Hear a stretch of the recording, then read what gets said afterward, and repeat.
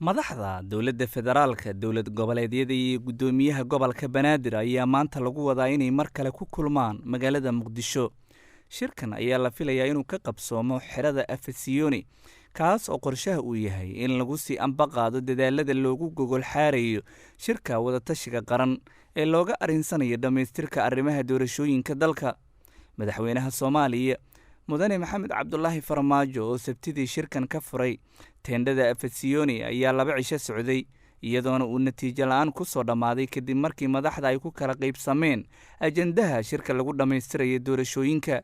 axmed cabdi kaariye qoorqoor, madaxweynaha galmudug oo dib ugu soo laabtay shalay gelinkii dambe muqdisho, ayaa lagu wadaa in shirka uu ka qayb galo. dadka qaarkii waxay qoorqoor u arkaan kan keliya ee madasha wadahadallada ku sii haya madaxda dowladda federaalka iyo dowlad goboleedyada jubbaland iyo puntland mar kasta oo wadahadallada burbur ku dhowaadaan.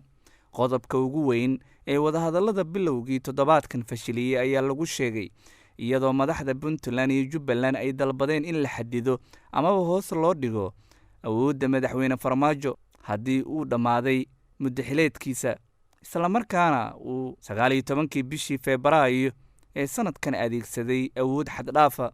puntland ayaa dabayaaqadii bishii febraayo waxay soo jeedisay in madaxweyne farmaajo uu soo saaro wareegto xadidaysa awoodaha fulinta ee madaxweynaha iyo baarlamaanka. sidaasoo kale jubbaland waxay walaac ka muujisay dhacdadii 19 febraayo ee magaalada muqdisho, waxaana xilligaas ay soo jeedisay jubbaland in madaxweyne farmaajo laga saaro shirka looga arinsanayo doorashooyinka, islamarkaana aanu wax door ahi ku yeelan hanaanka geedi socodka ee doorashooyinka soomaaliya.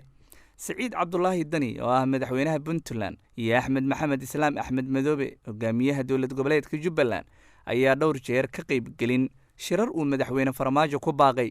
wakiilada beesha caalamka ayaa mar kale dadaal u galay sidii ay miiska wadahadallada isugu iman lahaayeen madaxda soomaalida si heshiis wadar ogol ah looga gaaro doorashada muddo dhaaftay.